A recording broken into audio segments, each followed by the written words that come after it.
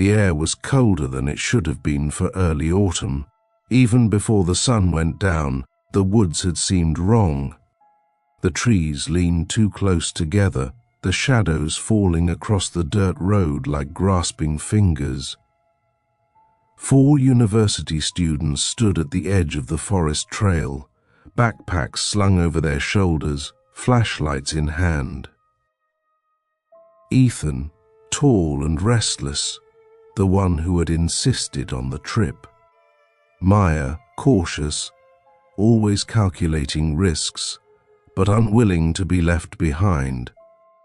Jared, sarcastic, grinning as though nothing in the world could shake him.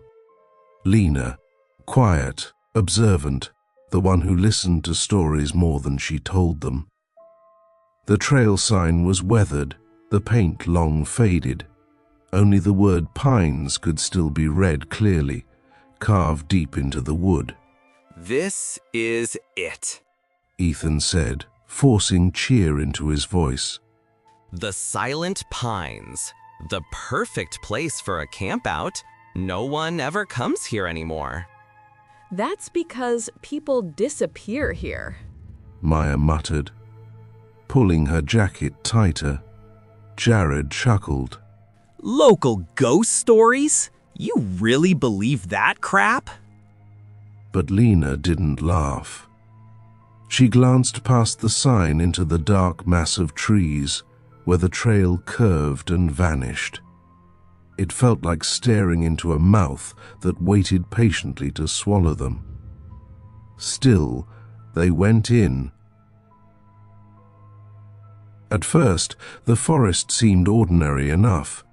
The air smelled of pine needles and damp soil. A few late crickets chirped. Their flashlights cut cones of light through the gathering dark.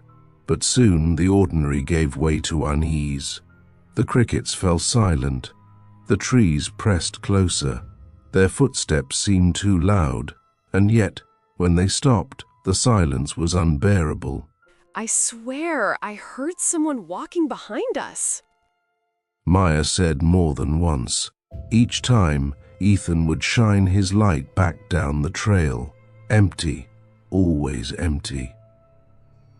They reached a small clearing after 2 hours of hiking. Fallen logs made a rough circle around a patch of flattened grass. It looked like others had camped there before, maybe years ago, maybe decades. They set up their tent quickly, built a small fire, and ate granola bars in nervous silence. The fire crackled, but the sound didn't comfort them. It only seemed to emphasize how vast and watchful the forest was. Let's tell a scary story, Jared suggested, grinning, as if daring the woods themselves. But none of them could think of one. It began with a sound just beyond the circle of light, a branch snapping, leaves crunching underfoot. The 4 froze. Ethan raised his flashlight, but the beam only revealed black trees, endless and waiting. Probably a deer, Jared said, though his smile was thinner now.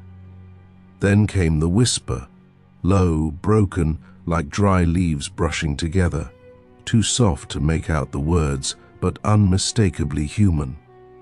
Maya's hand clamped on Lena's arm. Did you hear that? Yes. Lena breathed. The whisper came again, closer this time. Words that might have been their names. Who's out there? Ethan shouted, his voice cracking. We know you're there.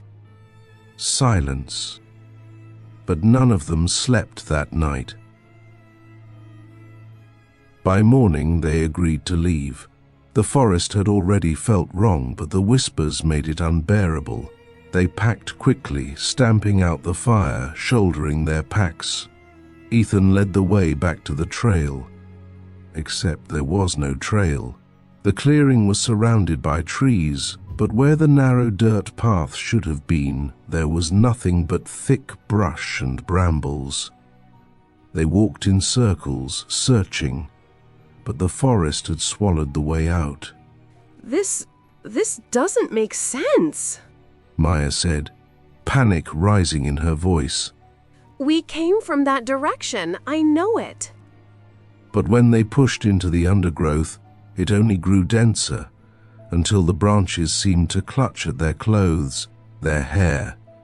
And sometimes, in the spaces between the trees, Lena thought she saw movement. Pale shapes sliding soundlessly out of sight. By late afternoon, exhausted and frightened, they stumbled upon it, a cabin hidden deep among the pines. Its roof sagged, its windows were nothing but dark holes. Moss crawled up its walls, and the front door hung crooked on rusted hinges. Someone must live here. Ethan said, though his voice lacked conviction. Maybe they can help us find the road. No one else wanted to approach, but they had little choice. The forest pressed against them, silent and waiting. The cabin was the only place to go. Inside, dust and rot thickened the air. Old furniture lay broken in the corners. Strange symbols were carved into the walls, circles within circles, jagged spirals, crude stick figures with hollow eyes. Lena's skin prickled as she traced one of the carvings with her flashlight beam. These look like warnings, she whispered. That was when Jared found the journal.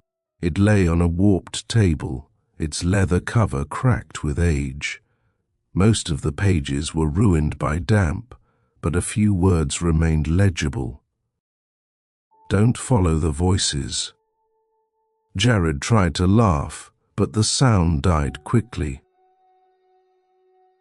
That night, they lit another fire outside the cabin. The whispers returned, circling just beyond the glow, sometimes so close it felt like breath against the skin. The forest seemed alive. The trees shifted subtly when they weren't watching, branches curling like fingers, roots snaking closer to the firelight. Then, around midnight, the fire sputtered low. The shadows closed in. Lena saw it first. A figure standing among the trees, tall, impossibly thin, its limbs too long, its head tilted unnaturally to one side. Its face, or what should have been a face, was a blank stretch of pale skin. She couldn't scream, couldn't move, only stare. When she blinked, it was gone, but the forest pressed tighter and the whispers grew louder. At dawn, Jared was gone. His sleeping bag lay empty beside the others. No sign of struggle, no tracks leading away from the cabin, just gone, as though the forest had swallowed him whole. Maya broke down crying. Ethan cursed, shouting Jared's name into the woods, his voice echoing uselessly. Lena said nothing. She only remembered the pale figure watching from the trees. They had no choice but to keep moving. Time unraveled in the silent pines. Hours stretched unnaturally. The light dimmed too quickly, as though the sun itself avoided shining here. They walked, but every direction led them back to the cabin, or to the same gnarled tree with a hollow trunk, or to the same patch of mushrooms glowing faintly in the shadows. The whispers never stopped. Sometimes they sounded like Jared, sometimes like their own voices. That night, Maya vanished. Lena woke to Ethan shaking her, panic in his eyes. Maya's sleeping bag lay crumpled, her pack untouched. In the silence, Lena thought she heard her friend calling faintly from the woods.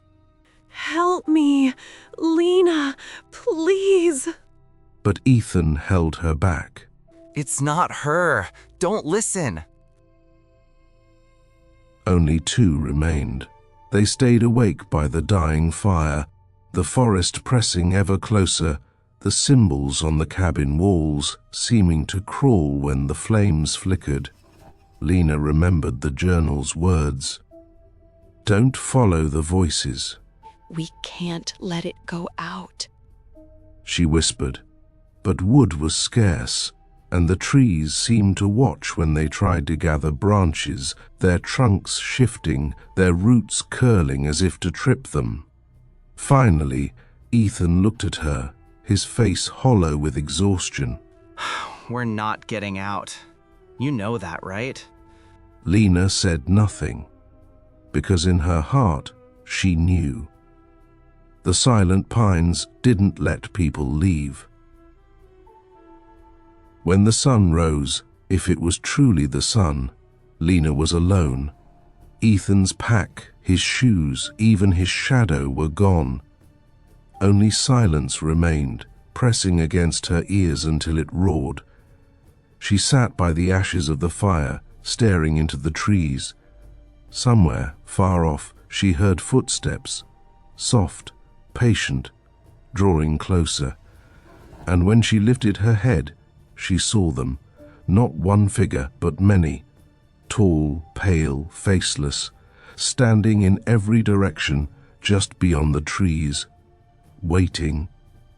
Lena closed her eyes, and the forest took her.